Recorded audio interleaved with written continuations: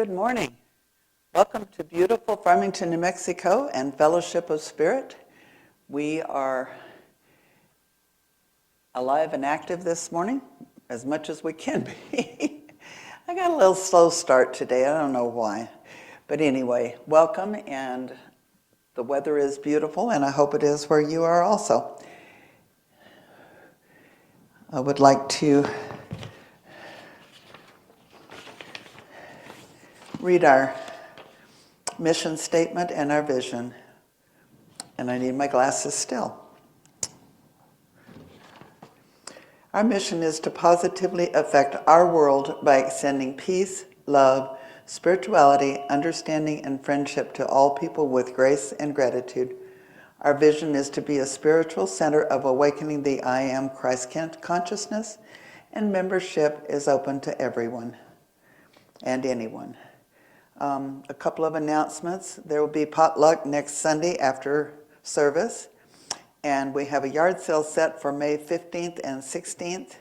You can contact me for any information concerning it, but we will be looking for lots of stuff that Wednesday and Thursday before, so please let me know if you're going to bring stuff. And it'll be on Friday and Saturday, the 15th and the 16th. If you have questions, call me. Okay, and we have a prelude by Shay Johnson. Voice still and small.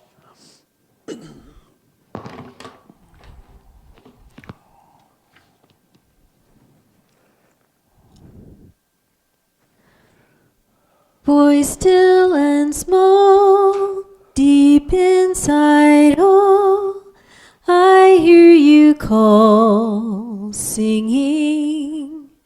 In storm and rain, sorrow and pain, still will remain, singing.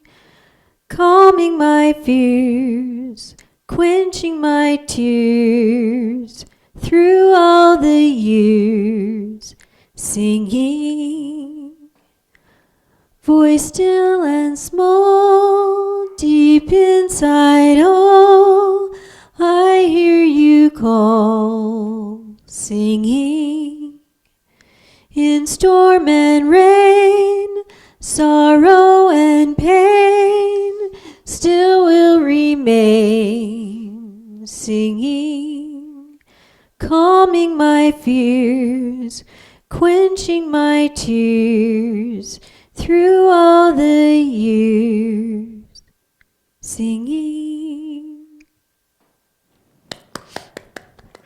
Thank you, Shay. Voice of an angel she has.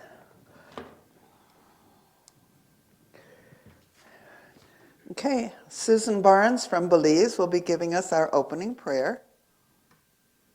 Good morning, and yes, Jerry, for your information, it is beautiful.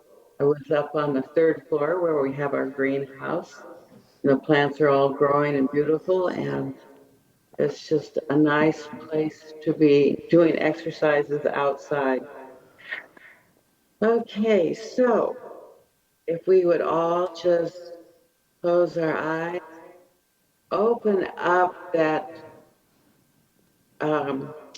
chakra at the top of our head, and allow the energy to flow down into our hearts and healing our bodies. Creator, Mother, Father, God, we give thanks for this day and all the joy that it brings, knowing that happiness and joy is part of your will for us. We give thanks for being able to meet once more together, because it is in our togetherness, our cooperation, that we find a strength. And so when we feel lost or afraid, we turn to each other, and that creates the strength. And allow it to flow from you to each one of us. We give thanks for our good health, for the abundance that surrounds us in every way. We give thanks for our ability to not judge, and to see things in a different light, to see things more from a point of view of love and growth. We give thanks this day for the opportunities that we have in the coming week to help others by just being who we are, or expressing what we believe in your divine presence within each and every one of us. For all of these wonderful things, we truly give thanks. And so it is. So it Namaste. is. Namaste. Thank you, Susan.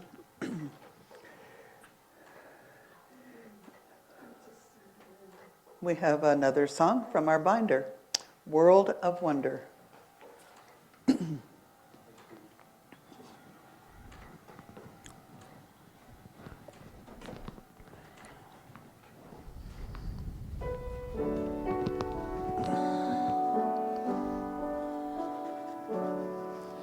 The sun at high noon, the stars in dark space, the light of the moon on each upturned face, the high clouds, the rain clouds, the lark song on high.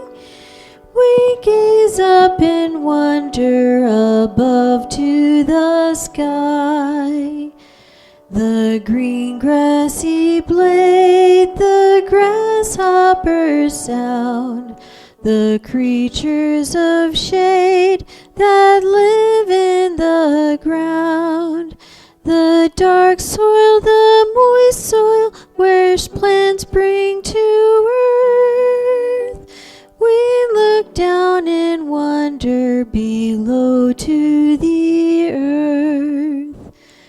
The glad joys that heal, the tears in our eyes, the longings we feel, the light of surprise, the night dreams, our daydreams, our thoughts ranging wide. We live with the whole world of wonder inside.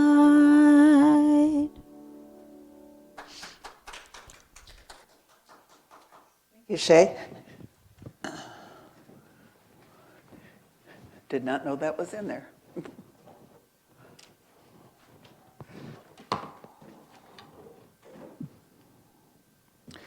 Okay, if you will read in your bulletin with me, our reflective moment. Love produces a flow of energy that I now feel. I love others more than ever, and I feel privileged to be here. Love flows from one person to another as we create an atmosphere of holiness, and so it is. Kate, did you want to do a spiritual treatment, energy treatment? Sure.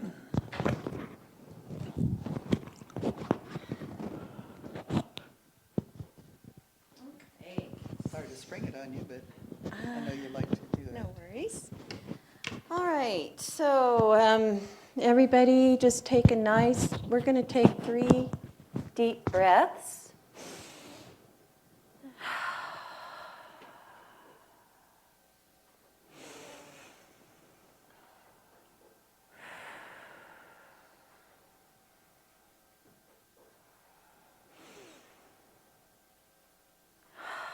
Okay, now for the next, we're going to take 3 more deep breaths, and we're going to bring in love through the top of our head, and as we exhale, with an inhale, we'll bring the love in, and with our exhale, all of our loving energy, healing energy will go out into the community and into our group presence.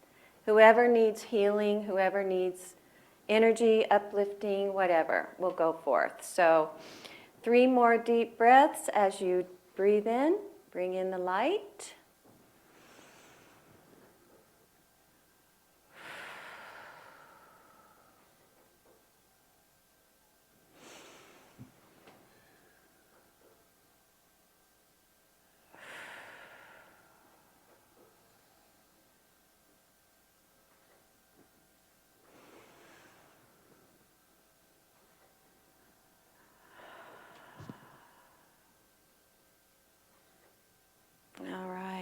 Thank you very much for creating and sharing chi Some help. for our Thank you. community. Thank you, Kate. Appreciate you a bunch.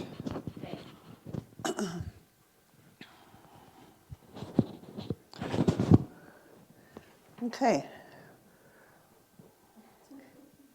And we have a spiritual reading. Did either one of you bring one? No? Shay? Shay's going to do us one.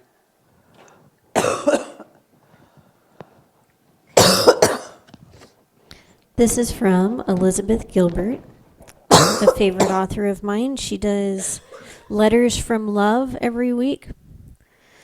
And this letter, she's asking, "Dear love, what would you have me know today about childhood?" Little star seed, there is no part of the earth school experience that requires more courage than childhood. Childhood is sometimes glorified in storybooks as a fantastical time of freedom and happiness, innocence and trust. But we're all adults here, so let us speak more honestly about what childhood far more often is. Childhood, for many people having the human experience, can feel like a terrifying encounter with powerlessness and survival, confusion and overwhelm. It is paradoxically the time in your life when you are the smallest and weakest, but also the time when you're called to be the bravest, the strongest, and the most resourceful.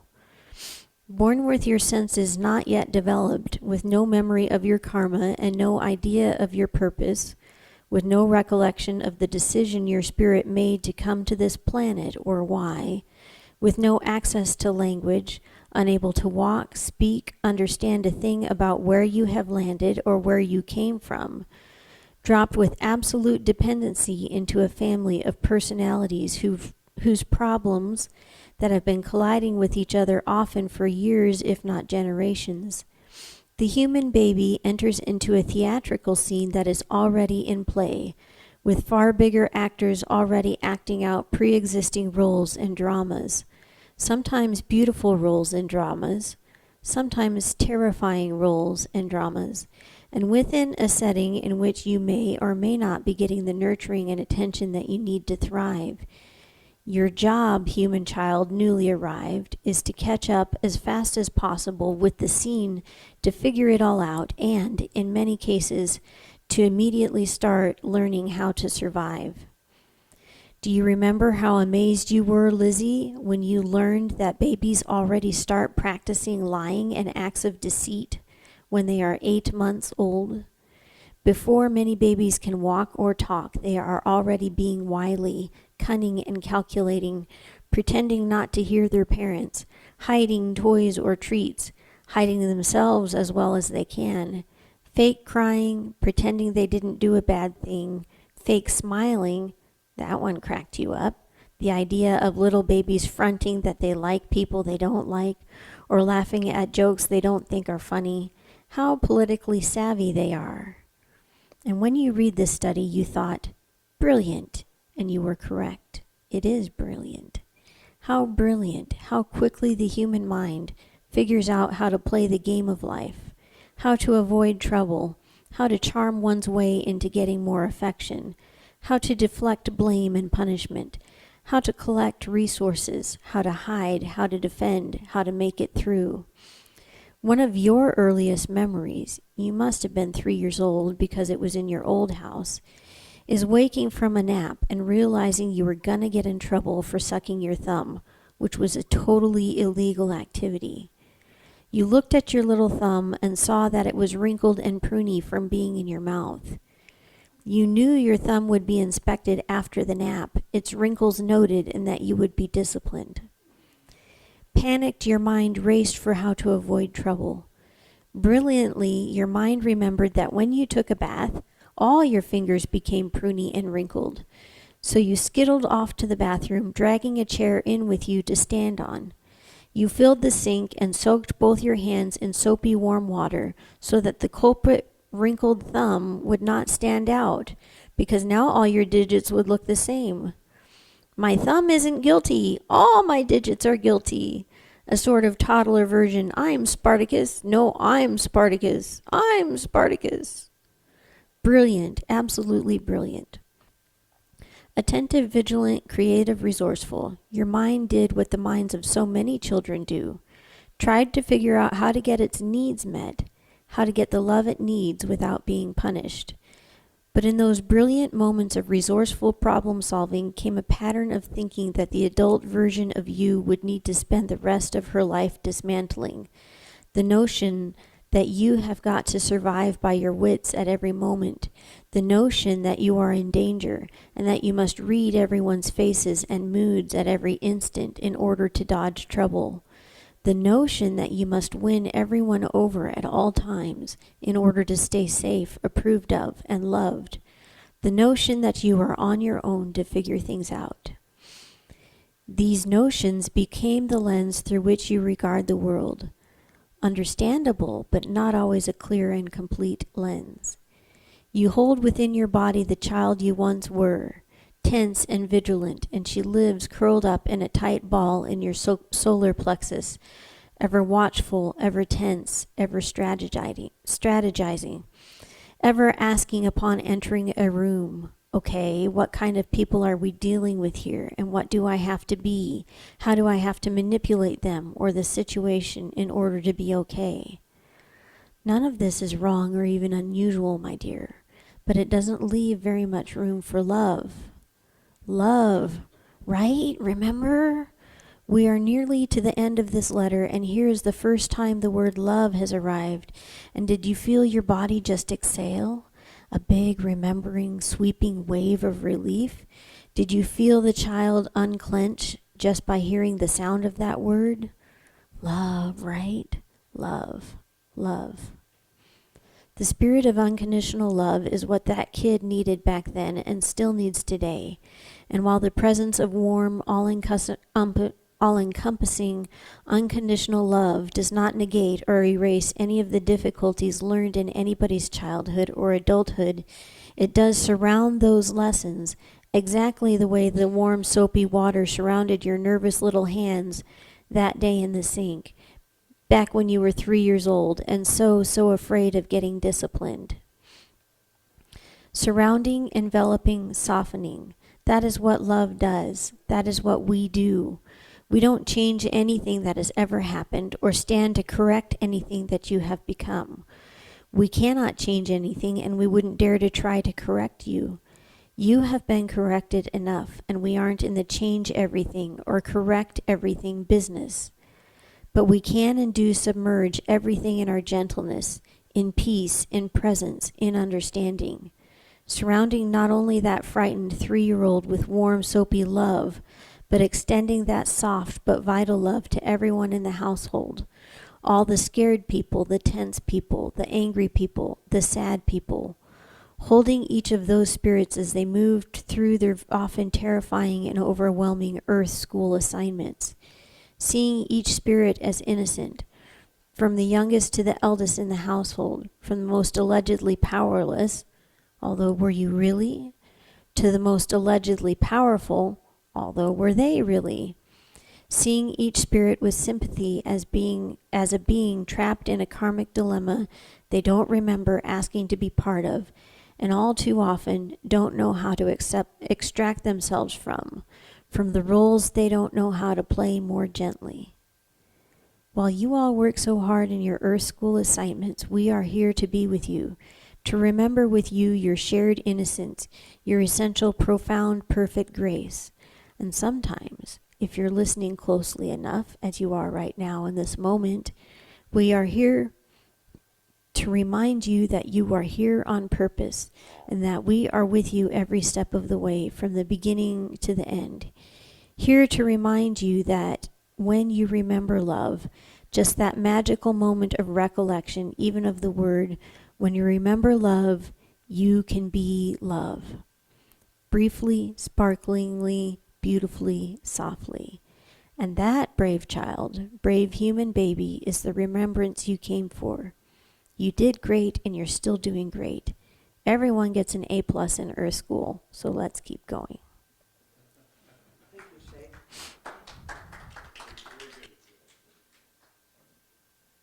love that lady's writings. I think they're beautiful. Okay, and we have a song, Life is for Living, in 195 in your brown book.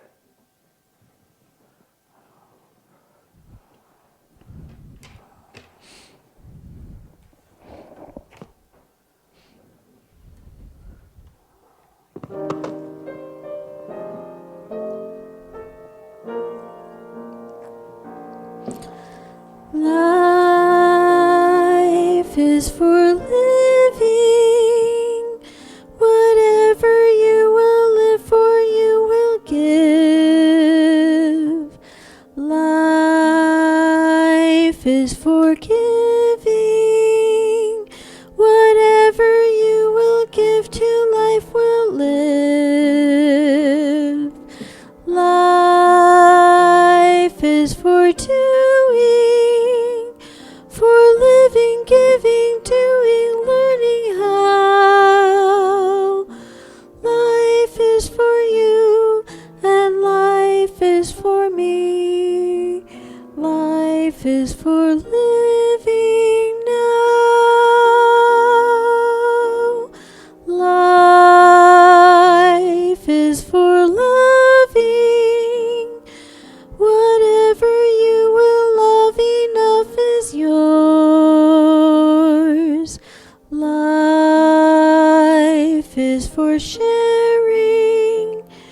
Whatever you will share with others grows.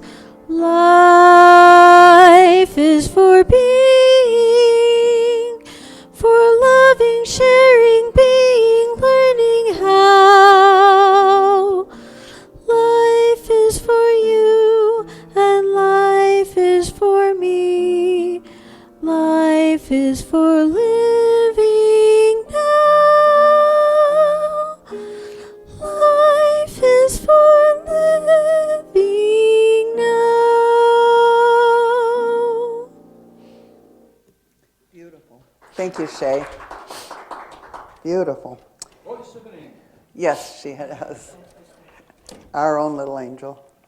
Okay, I have Margaret Cheasebro, who is our local author and dear friend, and she's going to talk to you about meditating for healing. Do you want to give her yours? Might be easier. You want her to do this one? Okay.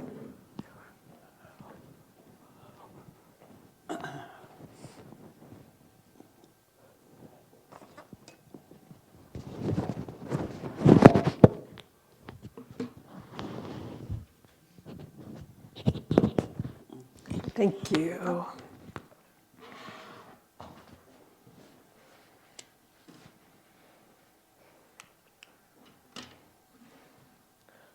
Meditation has been practiced for thousands of years.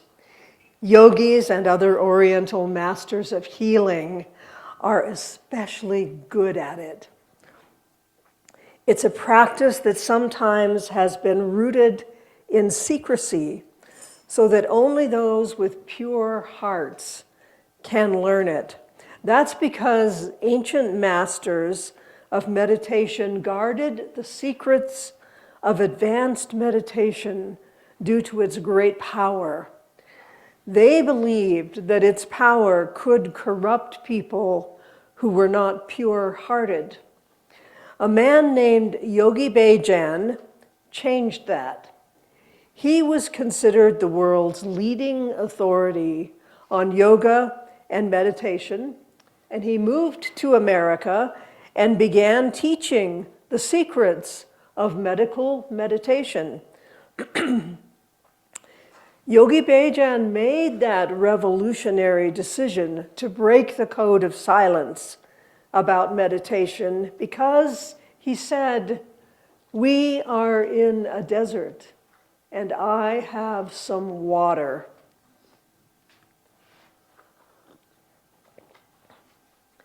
Medical meditation is sometimes practiced by doctors in the field of integrative medicine. As you know, integrative medicine is practiced by medical doctors who have taken advanced training in alternative forms of healing.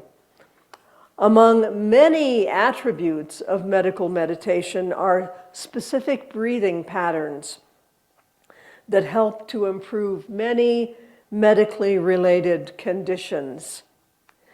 During medical meditation and other forms of meditation, people enter a state deeper than restful sleep. Meditation reduces body lactate, a marker of stress and anxiety, and it increases the calming hormones of melatonin and serotonin. I mention this because in the last several years, there seems to have been a breakthrough in attitudes toward meditation. Even some conservative ministers are beginning to recognize its value. I discovered that one day when I had a session with my chiropractor. He told me about hearing his pastor give a sermon on a kind of meditation. He said it was a kind of meditation used by Daniel in the lion's den when he was cast in there, in the lion's den in Babylonia, sometime after 539 BC. Daniel, of course, is a book in the Old Testament. My chiropractor thought the meditation might help my physical symptoms.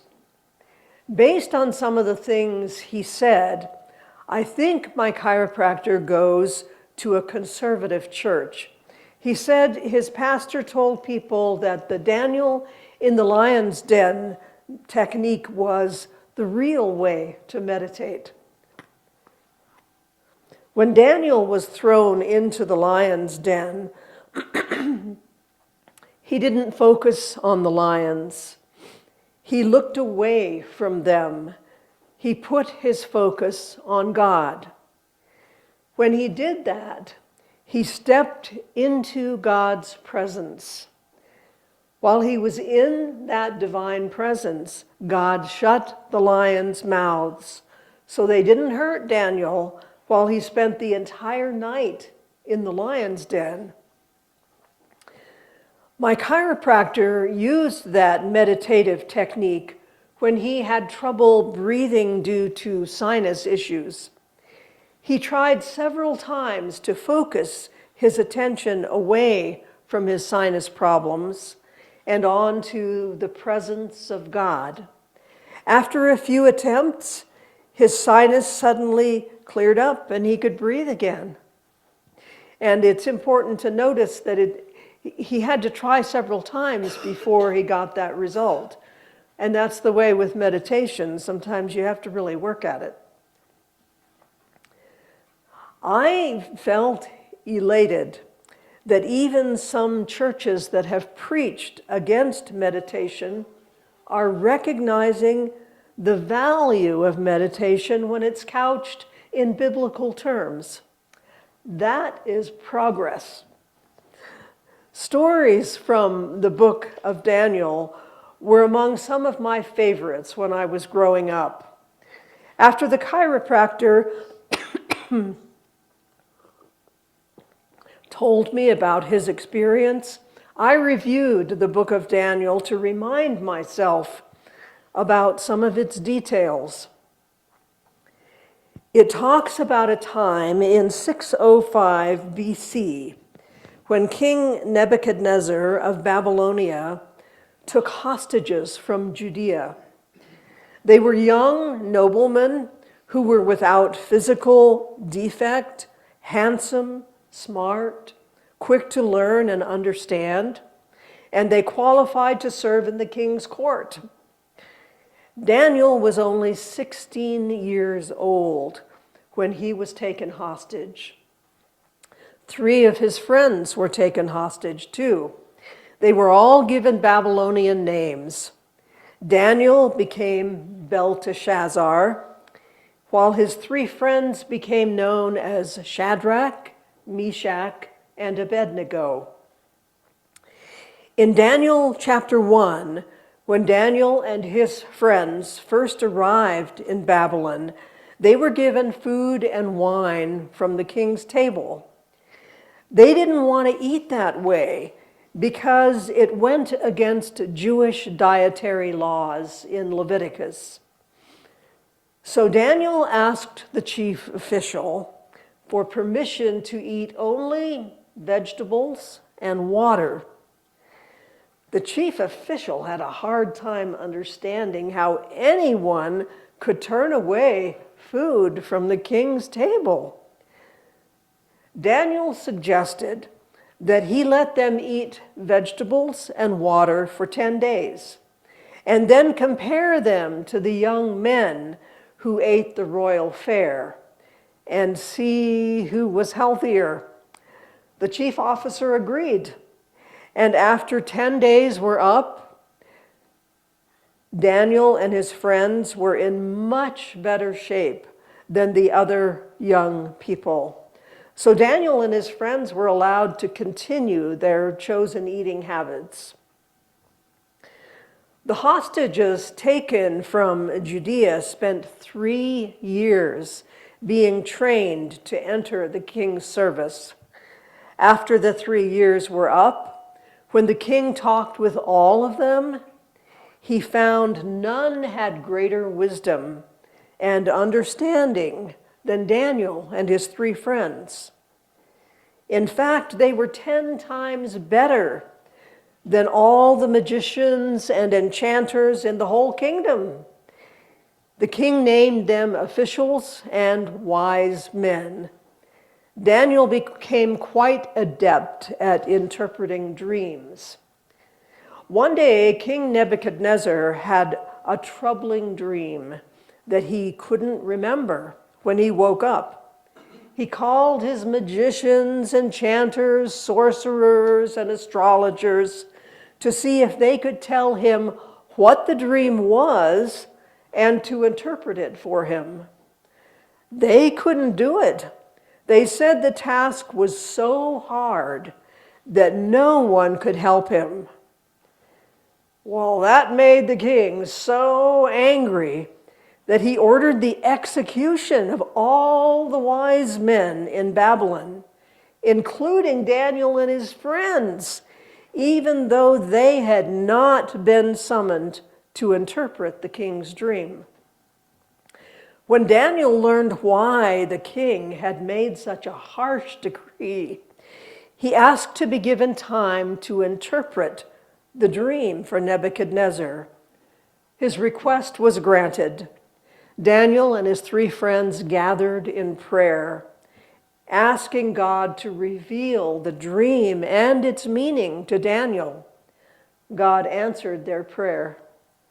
Then Daniel went to the man that Nebuchadnezzar had been in charge of executing all the wise men and told him, "Do not execute the wise men of Babylon. Take me to the king, and I will interpret the dream for him."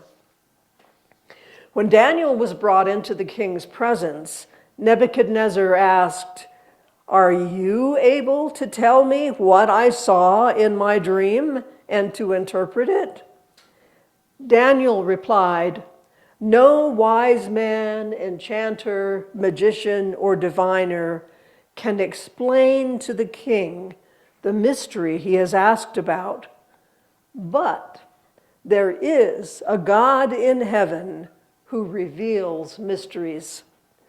Then he told Nebuchadnezzar about his dream and interpreted it for him. The king had been shown what was going to happen in the future. Daniel told the king about the large statue he had seen in his dream. It was very strong, but was eventually broken into pieces. The interpretation, he said, was that God, the God of heaven, had given dominion, power, might, and glory to Nebuchadnezzar. But after him would come 3 other kingdoms, each inferior to Nebuchadnezzar.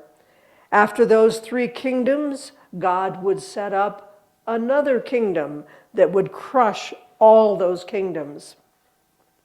Nebuchadnezzar was so impressed that he honored Daniel and made him ruler over the entire province of Babylon. Daniel asked the king to appoint his 3 friends, Shadrach, Meshach, and Abednego, as administrators over the province so that Daniel could remain in the royal court. The king agreed. He also granted Daniel's request not to execute any of the wise men in Babylon.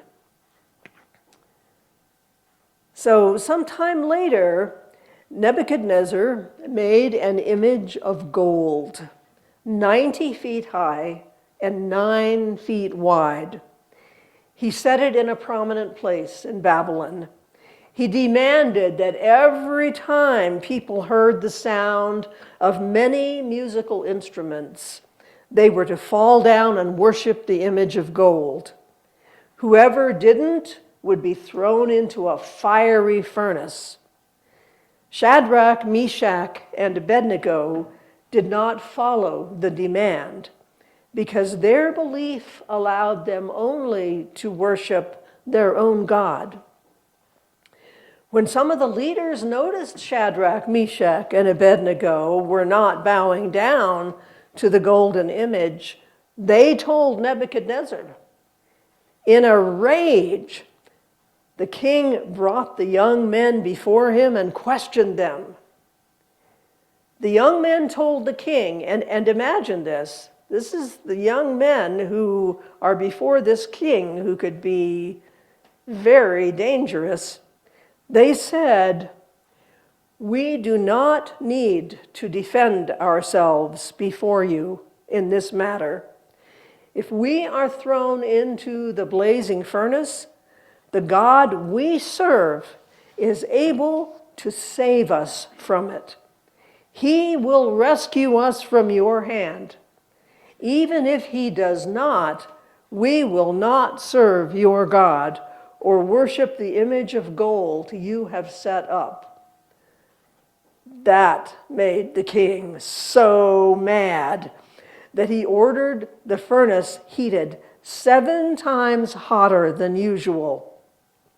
He had some of his strongest soldiers tie up Shadrach, Meshach, and Abednego and throw them into the flames.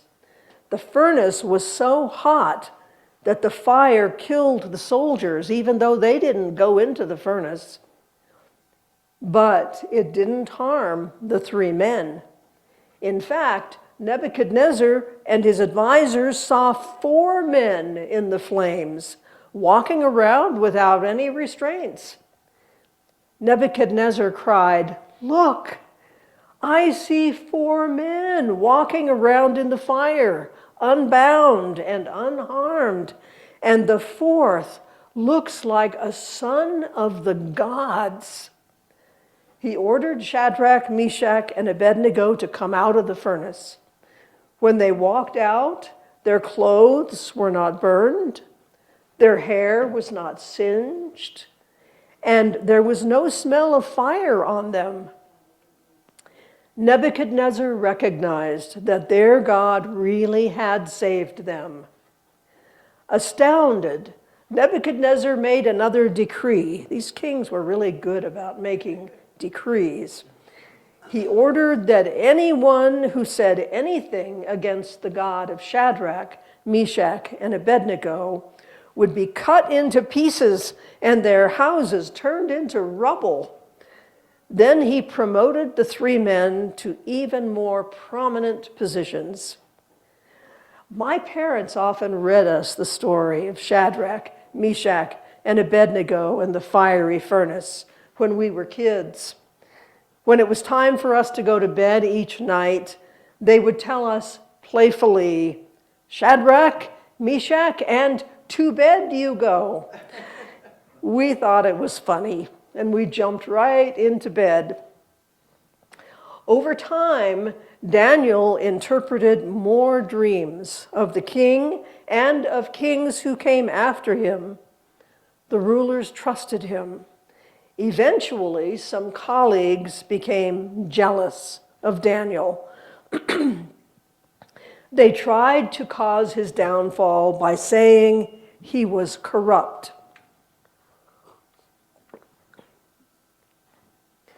They couldn't prove anything because Daniel was honest.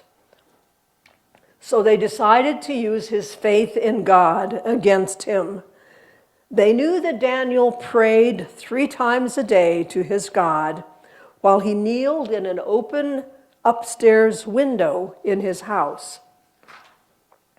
So they convinced Darius the Mede, who at that time was king under the direction of Cyrus the Persian, to institute a royal edict that for 30 days only prayers and petitions could be addressed to King Darius and no one else. Anyone who violated that edict would be thrown into the lion's den. By that time, Daniel was in his mid-80s. When he learned about the edict, he continued to get on his knees 3 times a day at his open window, pray to his God, and thank him for his help. The jealous colleagues were watching him. As soon as they saw Daniel violate the edict, they went to King Darius and said, "Didn't you publish a decree that during the next 30 days, anyone who prays to any god or man except you would be thrown into the lion's den?" Darius said that was true, and the decree must stand in accordance with the laws of the Medes and Persians, which cannot be annulled. The jealous colleagues sprung their trap. They said Daniel was continuing to pray to his God 3 times a day. This troubled Darius greatly because he deeply valued Daniel, but he could not cancel the edict. Darius went along with his colleagues and soldiers who marched Daniel to the lion's den late in the afternoon.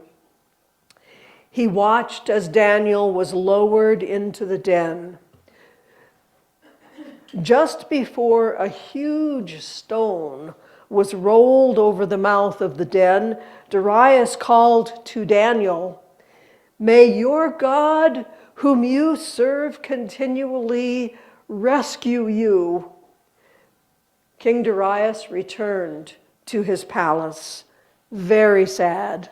He couldn't eat or drink anything, and he turned away all entertainment. He couldn't sleep.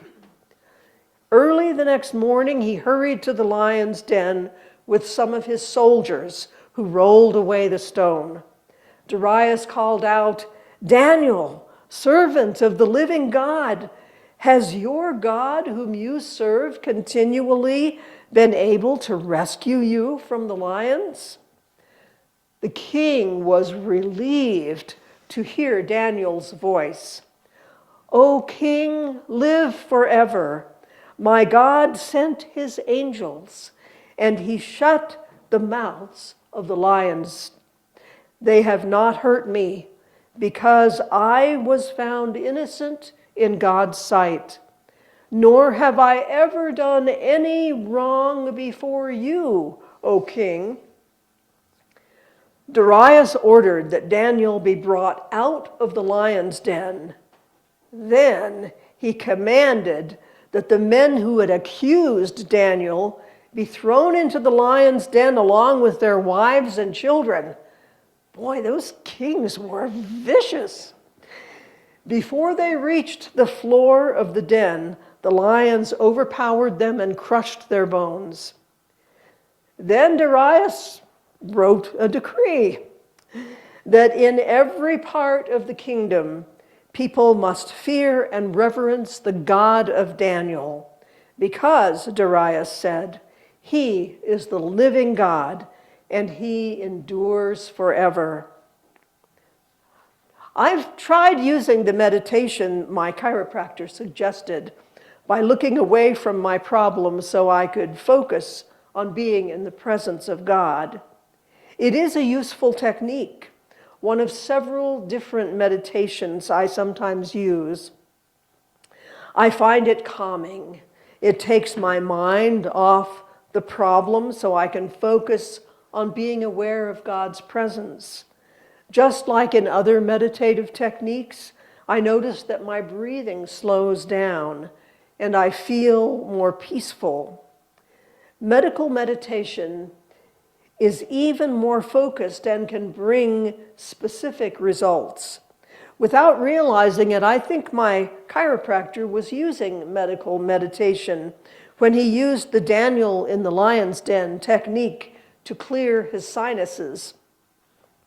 With medical meditation, healing energy is channeled directly to the organ, gland, or other system that needs help.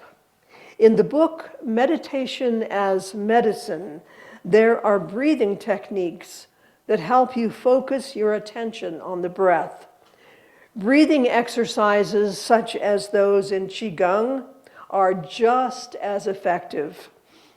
Medical meditation helps you focus on one particular part of your body, just as my chiropractor focused on his sinuses.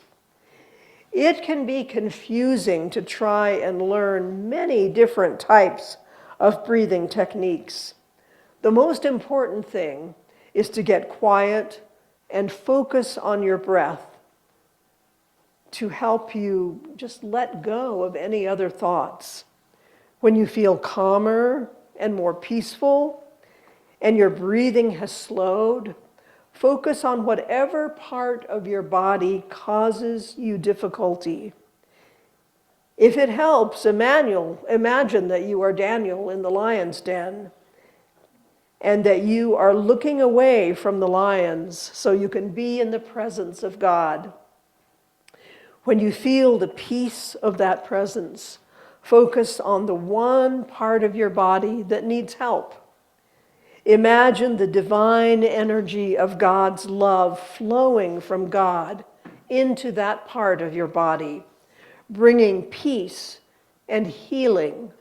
If there is another part of your body that needs help, repeat the process. If you want to learn more specifics, check out the book Meditation as Medicine from the library or order it online. It will teach you more about the specifics of medical meditation. The authors are Dharma Singh Khalsa, spelled Khalsa, and Cameron Stoth. Above all, trust that you can look away from the immediate problem that you're facing and turn your focus on the presence of God. Stay in that presence where you find greater peace and calm as long as you have time, a few seconds or much longer.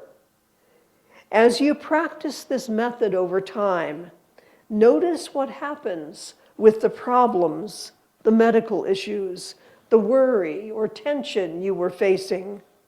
Whatever happens, remember to thank God for shutting the mouths of the lions while you focused on being in the presence of God to find peace and healing.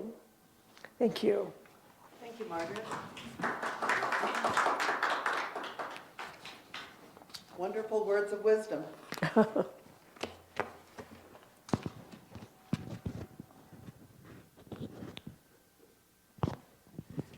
We do appreciate your input and your wisdom in this, and thank you for the connection for when we want to look it up ourselves.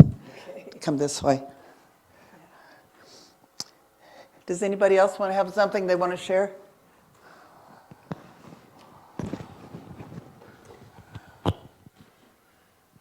Yes, Margaret, that was very good. I love your topic. And Kate and I have been doing medical Qigong, And you mentioned Qigong too, with David Kuhn on his 21-day for beginners. And we liked it so much, we're actually repeating it, doing it a second time. And I can definitely agree with you about the breathing especially, that we're learning from that. It's responsible for a lot of my recovery from my hospitalization three months ago when I came out weak as a puppy, you know, and we have another adherent here too. So. Yeah, weak. Yeah, but yes, very good topic, and I sure enjoyed your input. And I'm going to look up that book and also check out Daniel a little more. Oh, okay. Yes, thank you. I like the reference to his 3 friends. I had forgotten their names. Oh, yeah. But thank you very much. Wonderful talk. Okay, and we have a song by Shay. In your binder, it's What a Wonderful World.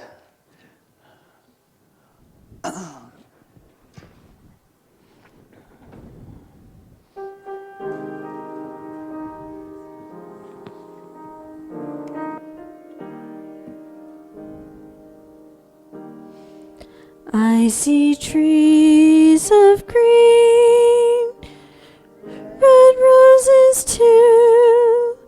I see them bloom for me and you, and I think to myself, what a wonderful world.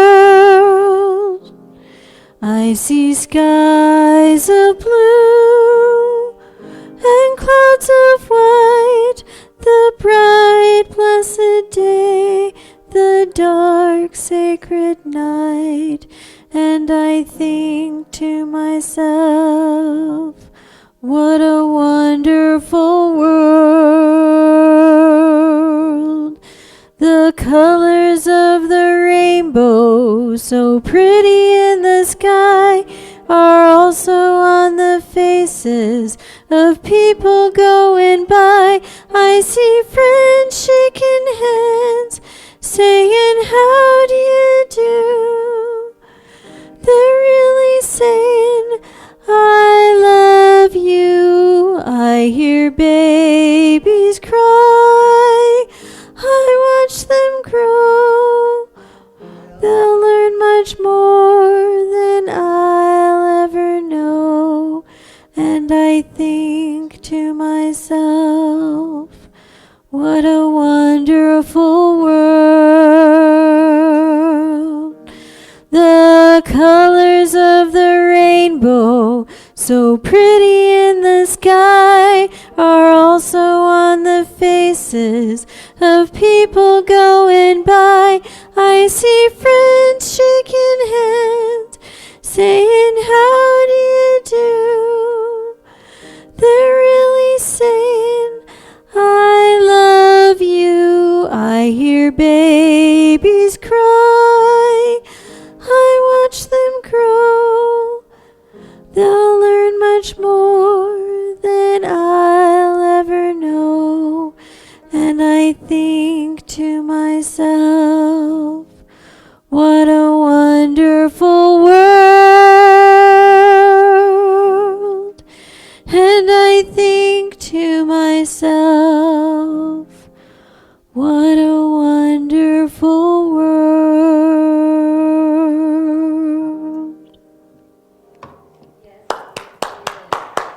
And it is a wonderful world we live in. Thank you, Shay. We love that song. If you would take your celebration of abundance in your hand and put it over your heart and repeat with me. Divine love flowing through me blesses and multiplies all that I have, all that I give, and all that I receive. Unlimited. I am prosperous. Are you going to do it? Yeah.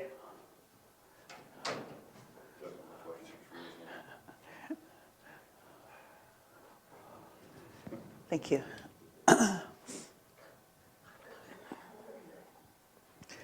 Okay, and we have children today. A whole bunch of little girls. If you'd like to come up here, we would love for you to talk. Is this on?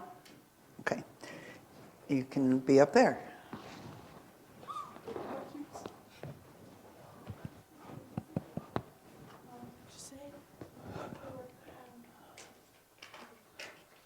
Today we worked on Easter projects. Oh wait. Okay, and I'm gonna be reading Hello Spring. Hello Spring, soft and bright, you arrive with gentle light. Petals wake and blossoms grow. Fields begin their colorful show. Birds return with songs to sing, dancing winds that warm air bring.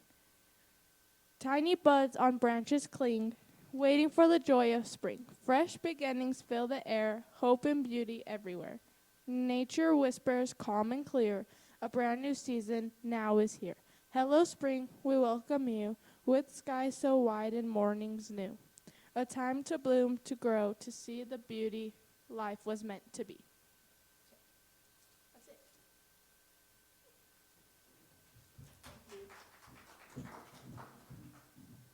That's it. I think they were working on Easter projects back there. And now we have our wonderful Bill Clark to give us a few words of wisdom. Emphasis on you. Or on wisdom. Good morning, everyone.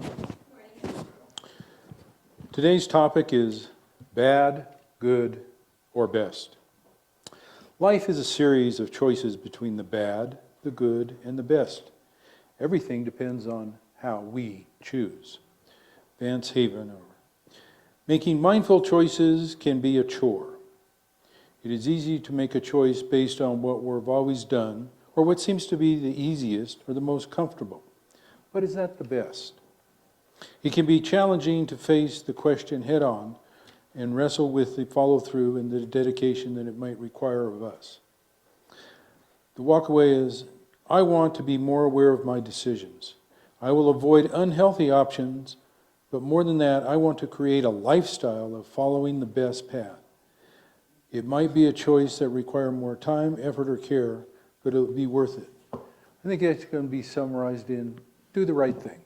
God bless, have a wonderful week, and prepare your hearts for Easter, which is right around the corner. Amen. Yes, it is. Thank you, Bill. All right. We gather up and sing our way out of here. Thank you all for being here. For the potluck tomorrow, next week, should we bring a Easter dinner Um, and potatoes?